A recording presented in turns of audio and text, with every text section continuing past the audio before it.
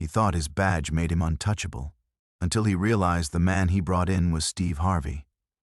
Officer James Mercer had spent years intimidating civilians, knowing the system would always protect him. But one fateful traffic stop changed everything. When he dragged in a well-dressed man on flimsy charges, James had no idea he'd just made the biggest mistake of his career. The moment their eyes met at the station, his perfect shield of authority shattered instantly. Officer James Mercer strutted through the police station with the confidence of a man who knew he was untouchable. His badge wasn't just a symbol of authority, it was his personal shield against consequences. The polished metal gleamed under the fluorescent lights as he made his way past the front desk, nodding curtly to the receptionist, who had long ago learned to avoid eye contact. Another complaint dismissed, he smirked, tossing the paperwork onto his desk with theatrical flair. The sound echoed through the bullpen, causing several heads to turn momentarily before quickly looking away. His fellow officers exchanged knowing glances but said nothing. This was the third civilian complaint this month that had mysteriously disappeared into the bureaucratic void, joining dozens of others from his 8-year career. "These people need to learn respect," James announced to no one in particular, leaning back in his chair until it creaked in protest. "When I pull someone over, they better show proper deference." His voice carried the weight of someone who'd never been held accountable, who'd never had to answer for the fear he instilled in those he was sworn to protect.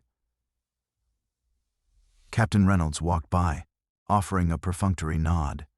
The relationship between the two men was an open secret in the department. Reynolds had been James' father's partner decades ago, and that connection had paved the way for James' swift promotions and remarkable immunity from disciplinary action. What made James particularly dangerous wasn't just his attitude, it was his intelligence.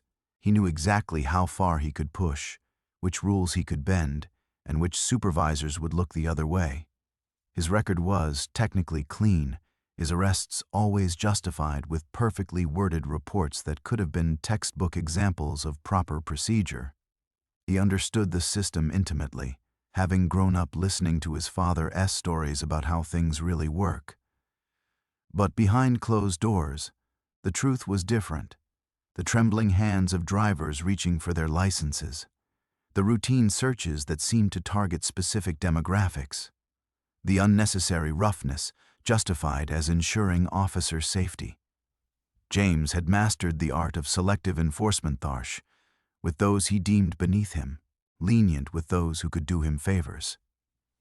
His badge wasn't just protection, it was power, and he wielded it with the precision of someone who understood its true value. "Heading out for patrol," he announced, holstering his weapon and adjusting his uniform. A rookie officer nearby watched with barely concealed admiration. To the uninitiated, James represented everything a cop should be: confident, respected, and feared.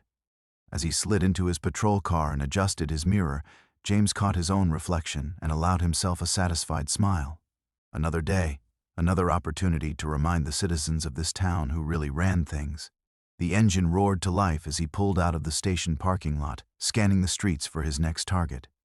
But James had no idea that today's routine traffic stop would be the one to finally shatter his perfect shield. The black Cadillac Escalade caught James' attention immediately. It was too nice for this part of town, a vehicle that screamed money and influence in a neighborhood where most people drove decade-old sedans with fading paint. The pristine SUV gleamed in the afternoon sun, its chrome accents reflecting the light in a way that seemed almost deliberately ostentatious. Something about it irked him, like an itch he couldn't scratch. Maybe it was the tinted windows that concealed the driver, or perhaps the custom license plate that read "blessed," as if flaunting both wealth and divine favor. Whatever it was, James had already decided the driver needed to be taught a lesson in humility. He followed the SUV for several blocks, maintaining a calculated distance. His eyes narrowed as he scrutinized every movement, waiting for any minor infraction. The Escalade drove perfectly for the first mile, stopping completely at stop signs, maintaining precisely the speed limit, which only irritated James further. When the vehicle changed lanes without signaling for the full 5 seconds, James pounced. lights flashing, siren wailing. He pulled in behind the Escalade with aggressive precision, cutting off another driver who honked in protest. To his satisfaction, the vehicle immediately pulled over, easing smoothly against the curb. James radioed in the stop, deliberately vague about his reasons. Possible 10 to 55, conducting investigation, he said, using the code for an intoxicated driver without any actual evidence. He took his time approaching, letting the driver stew in anticipation. He tapped his baton lightly against his palm as he walked, a rhythmic reminder of his authority. He noticed the car had rental plates, probably some out-of-towner who thought they were above local laws. License and registration, James demanded, not bothering with the customary greeting or explanation for the stop. His hand rested casually on his holster, a subtle intimidation tactic he perfected over the years. He positioned himself slightly behind the driver's window, forcing the occupant to turn uncomfortably to address him. The window rolled down with a smooth electronic hum to reveal a well-dressed black man in his 60s, wearing an impeccably tailored suit that James immediately recognized as costing more than his monthly salary. The man had a distinguished appearance, with closely cropped salt and pepper hair and eyes that reflected both intelligence and a look of genuine confusion. "Officer, was I speeding?" "I'm certain I was under the limit," the man said, his voice deep and measured with the practiced cadence of someone accustomed to public speaking. He reached slowly for his wallet, narrating his movements. "I am just getting my license from my inside pocket, sir." "You failed to signal properly," James replied coldly, watching the man's face for any reaction. "And I'll need you to step out of the vehicle." He deliberately didn't specify which turn or lane change had been improper, a tactic he used to keep people off balance. "For an improper lane change?" The man's eyebrows rose in surprise, creasing his forehead. "Is that really necessary? I apologize if I didn't signal long enough."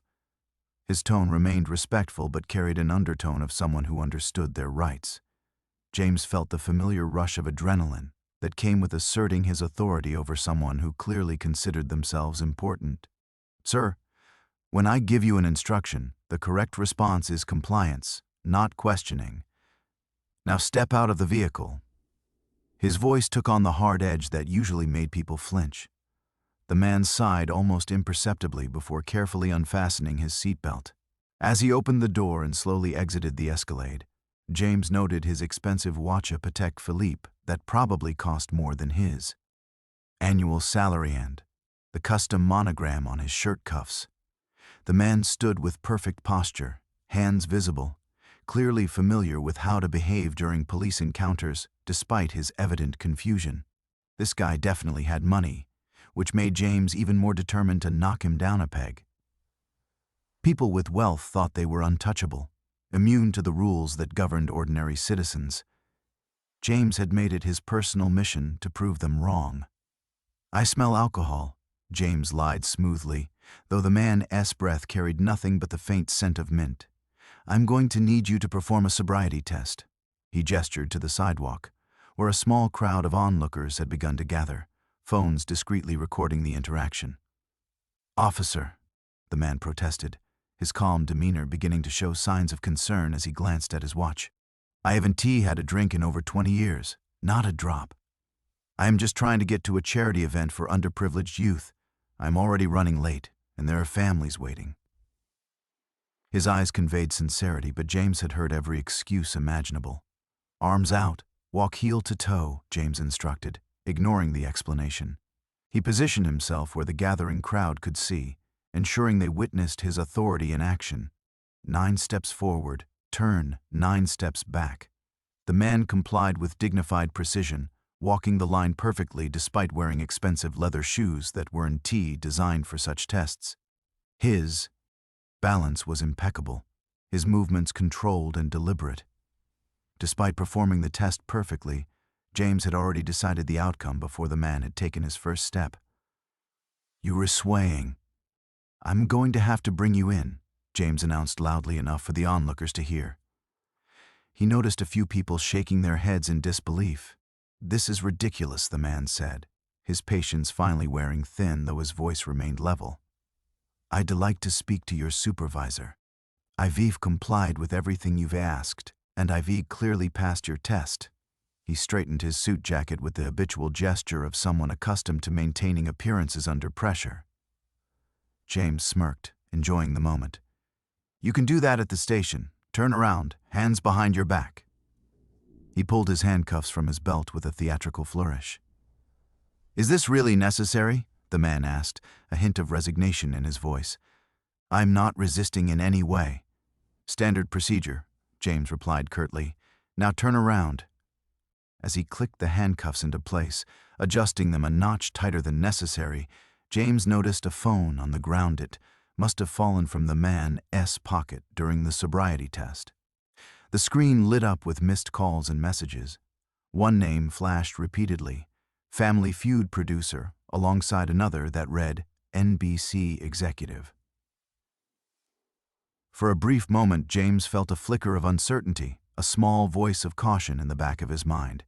Was this guy somebody? The thought was quickly dismissed. In James' world, he was the only somebody that mattered. No one was above his authority, not even someone with apparent connections to television. He placed the man in the back of his patrol car, confiscated the phone as evidence, and called for a tow truck for the Escalade. "My personal items are in that vehicle," the man noted as James slammed the patrol car door, "including medication I need to take with dinner. The impound lot will catalog everything," James replied dismissively through the partially opened window. "You can retrieve your belongings after paying the fees." He turned to the tow truck operator who had just arrived. "Take it to the city lot. You were making a serious mistake," the man said quietly from the back seat as James slid behind the wheel. There was no anger in his voice, just a calm certainty that was somehow more unsettling than any threat. "I was supposed to surprise a family at their reunion today, as part of a charity program. A lot of people are going to be wondering where I am." "Save it for someone who cares," James replied, pulling away from the curb and deliberately hitting a pothole that jostled his handcuffed passenger. "You should have thought about your important plans before deciding to break the law." As they drove toward the station, James glanced in the rearview mirror. The man wasn't pleading or protesting as most did. Instead, he sat with dignified composure, his eyes meeting James in the mirror with a look that seemed to see right through him. For some reason, that steady gaze made James uncomfortable enough to look away first. Little did Officer James Mercer know. The man sitting silently in his back seat wasn't just any well-connected individual. The ID sitting in the evidence bag read Steve Harvey, a name James might have recognized had he bothered to look. He was about to learn a hard lesson about true power and influence, and it had nothing to do with a badge. The Riverside Police Department's booking area buzzed with the usual afternoon activity: officers processing paperwork, detainees waiting on hard plastic chairs, and the constant background noise of ringing phones and radio chatter. When James marched in with his handcuffed suspect, a few officers glanced up with mild interest before returning to their tasks. "Got a 10 to 55 here," James announced to the booking sergeant, a heavy-set veteran named Rodriguez, who had seen it all in his 20 years behind the desk. "Failed field sobriety, possible possession too." Rodriguez looked up from his computer screen, his eyes moving from James to the distinguished-looking man in handcuffs. Unlike James, Rodriguez immediately recognized the face that had graced television screens for decades. "Is that Rodriguez?" began, his usual professional demeanor momentarily slipping. "Just another drunk driver who thinks the rules don't apply to him," James interrupted, pushing the paperwork forward. "Let's get him processed." Steve Harvey stood quietly, maintaining his dignity despite the handcuffs and the curious stares now coming from around the station. Several officers had stopped what they were doing, whispering among themselves. "Officer Mercer," Rodriguez said carefully, "could I speak with you privately for a moment?" James rolled his eyes but followed Rodriguez to the corner of the room. "What's the problem? I've got all the paperwork in order. Do you have any idea who you just arrested?" Rodriguez hissed, keeping his voice low. "Some rich guy in a fancy car who thinks he's sass above the law," James replied with a shrug. "What's your point?" That Steve Harvey, Rodriguez said, disbelief evident in his voice. The Steve Harvey, host of Family Feud, radio personality, best-selling author, one of the most recognized celebrities in America. James blinked, the information taking a moment to register. He glanced back at his arrestee, seeing him with new eyes. A cold feeling began to spread in his stomach, but his pride quickly squashed it. So what? Celebrity or not, he broke the law, James insisted, though his voice lacked its usual confidence. Did he actually fail the field sobriety test? Rodriguez pressed, knowing James' reputation all too well.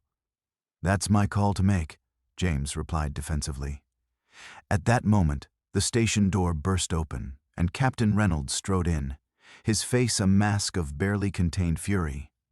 Behind him came the mayor, looking equally distressed. "Mercer! My office!" "Now!" Reynolds barked, not even stopping as he passed. James stood frozen, watching as the mayor approached Steve Harvey with profuse apologies. A young officer was already removing the handcuffs. "Mr. Harvey, I cannot express how deeply sorry we are for this misunderstanding," the mayor was saying, his voice carrying across the suddenly silent room.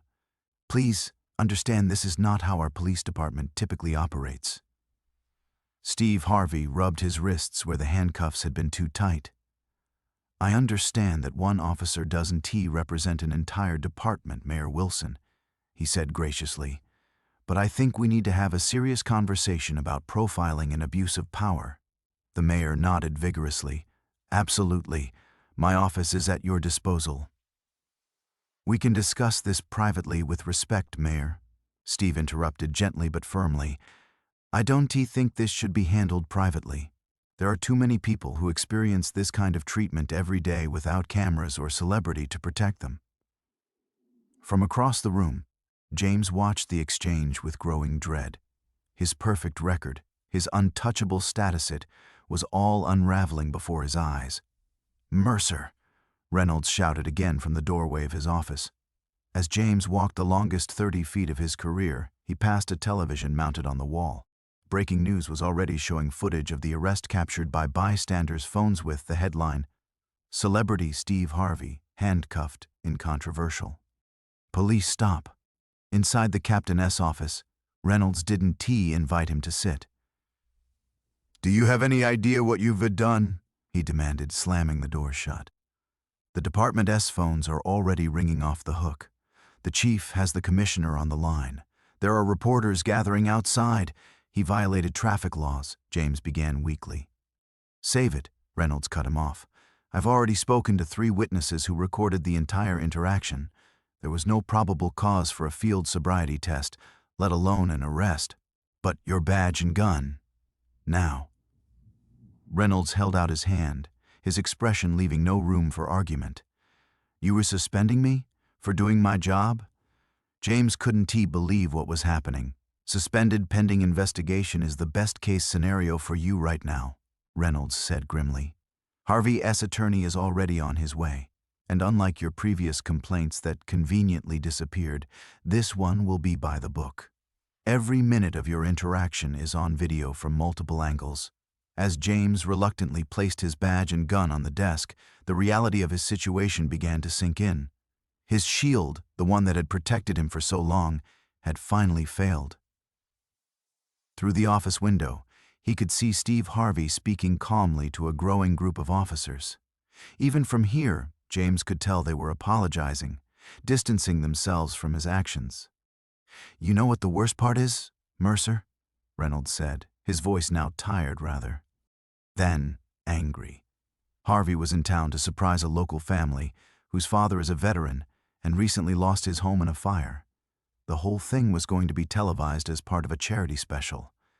Instead, that family is still waiting at the community center, and we were going to be the villains in a national news story about police overreach. For the first time in his career, Officer James Mercer had nothing to say.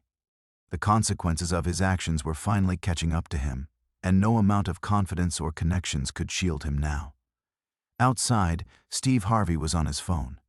"Yes, I am fine," he was saying. "But I think we need to change the focus of our special. There's an important story that needs to be told here. 3 weeks later, James Mercer sat alone in his apartment, staring blankly at the television screen. The blinds were drawn against the afternoon sun, casting the room in a dim half-light that matched his mood. Empty takeout containers littered the coffee table, evidence of days spent in isolated self-pity. His once pristine uniform hung in the closet, untouched since the day Captain Reynolds had suspended him. The television droned on, background noise, until a familiar face appeared, causing James to reach hastily for the remote to increase the volume. "We were here today with Steve Harvey," the talk show host announced, "to discuss his new initiative Badge and Balance, which has gained remarkable traction following his own experience with law enforcement. Last month." The camera panned to Steve, immaculately dressed as always, his expression thoughtful rather than bitter. "You know, when Officer Mercer pulled me over that day," Steve began, his deep voice carrying the weight of careful consideration, "my first reaction wasn't anger, it was sadness, because I recognized immediately what was happening, and I knew it wasn't unique to me." James flinched at the mention of his name, now synonymous with police misconduct and media coverage across the country. "But you turned that negative experience into something positive," the host prompted. "That's right," Steve nodded. "Badge and Balance isn't about vilifying police. It's about creating accountability and rebuilding trust. We're bringing together community leaders, police departments, and legal experts to develop better training and oversight systems." The camera cut to footage of Steve speaking at a community center, the same one where the veteran S family had been waiting on the day of the arrest. The family was there too, now part of the initiative, the father in his military uniform standing proudly beside Steve when the first didn't show up that day. Steve continued in voiceover, "This family could have been angry. Instead, Master Sergeant Williams here said something profound. He said, 'Let S turn this disappointment into determination,' and that's exactly what we're redoing." James reached for his phone, scrolling through the dozens of missed calls and unread messages that had accumulated since his suspension. Most were from reporters seeking comment. Some were from former colleagues, a few offering support, but most maintaining professional distance from the department's new pariah. None were from friends, a realization that struck James with unexpected force. Had he ever had real friends, or just people who feared or needed him? His attorney had called that morning with an update. The internal affairs investigation was complete, and the findings were devastating. 17 previous complaints against him had been reopened in light of the Harvey incident. Body camera footage from past arrests was being reviewed. His career wasn't just in jeopardy, it was effectively over. On screen, Steve was now standing in front of a police academy graduating class. "These new officers represent the future," he was saying. "They've undergone our enhanced training program that emphasizes de-escalation, recognition of implicit bias, and community engagement. They understand that the badge is not a shield from accountability, but a symbol of tremendous responsibility." The camera panned across the fresh-faced graduates, their expressions earnest and determined. James recognized the academy backdrop. It was the same one where his own graduation photo had been taken 8 years ago. Had he ever been that young, that idealistic? He remembered his father's words at his graduation, "The badge will protect you, son. It's us against them. Never forget that." He carried those words like gospel throughout his career, using them to justify every boundary pushed, every procedure ignored.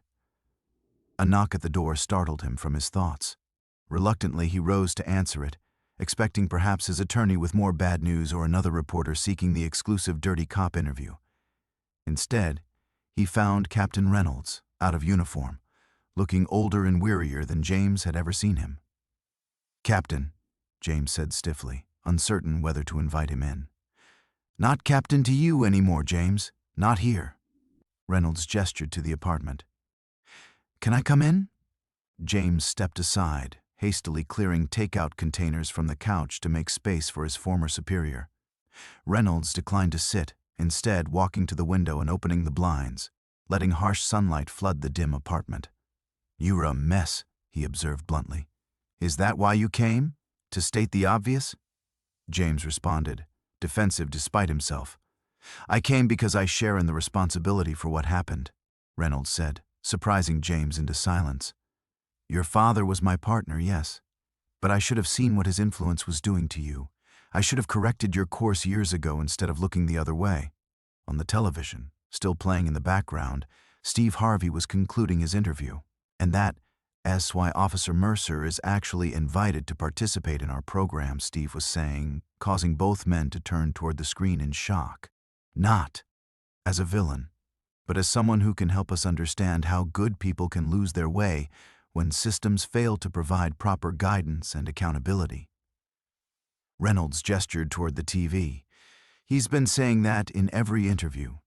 Refuses to make you the sole villain in this story." "Why?" James asked, genuinely bewildered. "I humiliated him, handcuffed him without cause. Because he's a bigger man than either of us," Reynolds replied simply.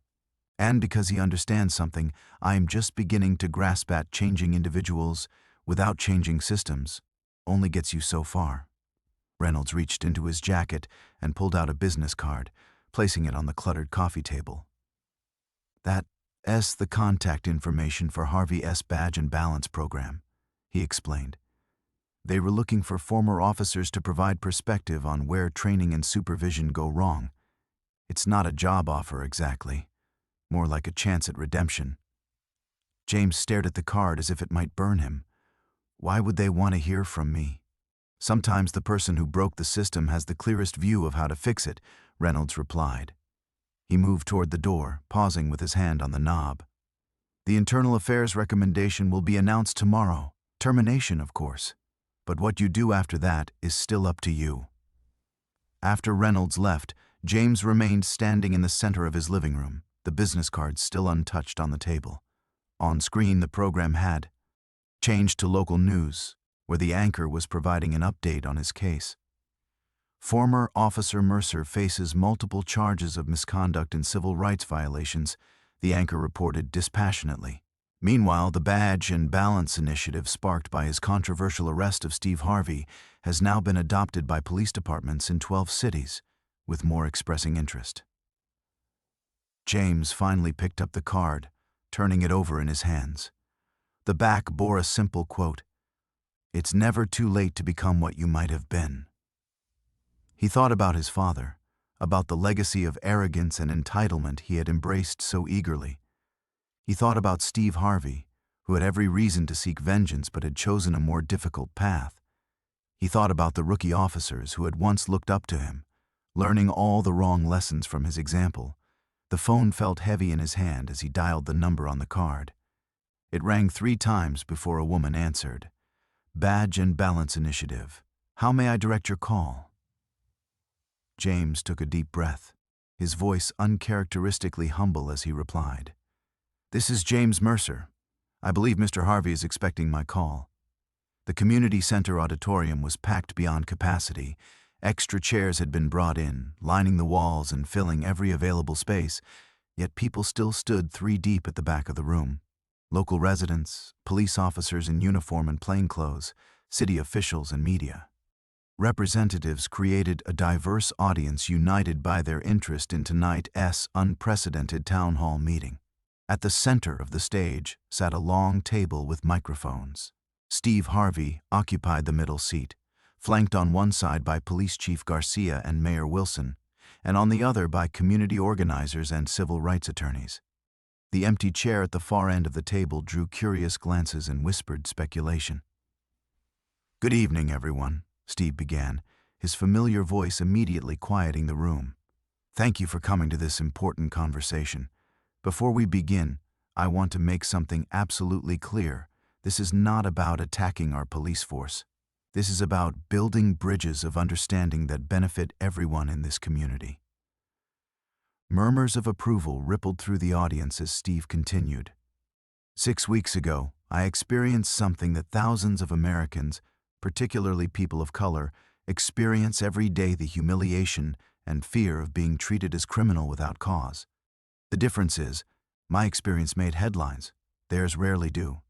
He gestured to the Williams family sitting in the front row, the veteran, and his family who had been waiting for Steve on that fateful day.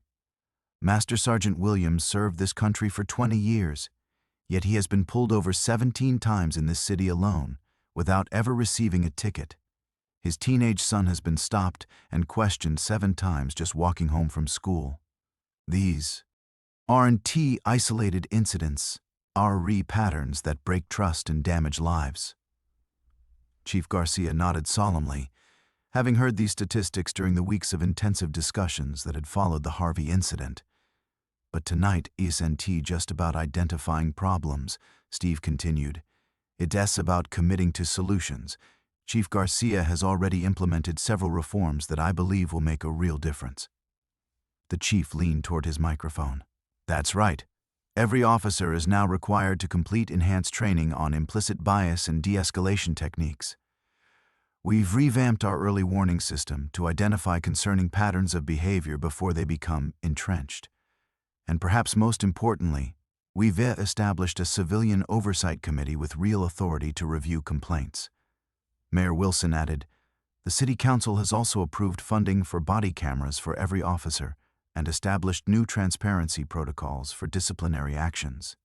Steve nodded appreciatively before turning serious again. These are excellent first steps. But systems are made of people, and meaningful change requires honest conversation even when it's uncomfortable. He glanced toward the side entrance of the auditorium and nodded slightly. Which brings me to our final participant tonight. All heads turned as James Mercer walked slowly down the center aisle. Gone was the swagger that had once characterized his movements. Instead, he moved with the careful deliberation of someone navigating unfamiliar territory. He wore a simple suit rather than his uniform, his expression a complex mixture of apprehension and resolve. A murmur swept through the crowd, some voices angry, others curious. The Williams' teenage son stiffened visibly as James passed their row, recognition flashing in his eyes. James noticed and paused briefly, giving the young man a small nod of acknowledgement before continuing to the stage. As he took the empty seat at the end of the table, the tension in the room was palpable. Steve broke it with characteristic grace. Many people questioned my decision to invite former Officer Mercer here tonight. Some felt it gave a platform to someone who had abused his authority. Others worried it would turn into a public shaming. I understand both concerns, but I believe in the power of difficult conversations. Mr. Mercer is here not as a representative of the police department, but as someone with a unique perspective on how and why systems fail. James adjusted his microphone with hands that trembled slightly, a vulnerability no one who had encountered him during his policing days would have believed possible. Thank you, Mr. Harvey, he began, his voice quieter than anyone remembered. I don't deserve the courtesy you've shown me, but I'm grateful for it. He looked out at the audience, meeting the skeptical and hostile gazes directly. For 8 years, I wore a badge that I believed made me special above scrutiny, above accountability, and ultimately, above the very people I was sworn to protect. I didn't start that way. I began as an idealistic rookie who wanted to make a difference. But somewhere along the way, I lost sight of what the badge really means. James glanced down at his prepared notes but set them aside, opting instead for raw honesty. The truth is, I became exactly the kind of officer I would have despised when I first entered the academy. I used my authority to intimidate rather than protect. I saw the community as adversaries rather than the people I served, and worst of all, I judged people based on superficial factors: the cars they drove, the neighborhoods they lived in, the color of their skin. A tense silence filled the room as James continued. I could blame my upbringing, or the culture of the department, or the stress of the job. But the reality is simpler and harder to admit. I made choices. Wrong choices. Hundreds of them, day after day, reinforcing my own worst instincts until I couldn't recognize the person I'd become. In the front row, Master Sergeant Williams watched with an unreadable expression, his arm around his son's shoulders. The day I arrested Mr. Harvey, I wasn't enforcing the law. I was indulging my own need to exert power over someone I perceived as too important. It was the same impulse that had driven my interactions with countless citizens before him, but this time, there were consequences I couldn't escape. James looked directly at the Williams.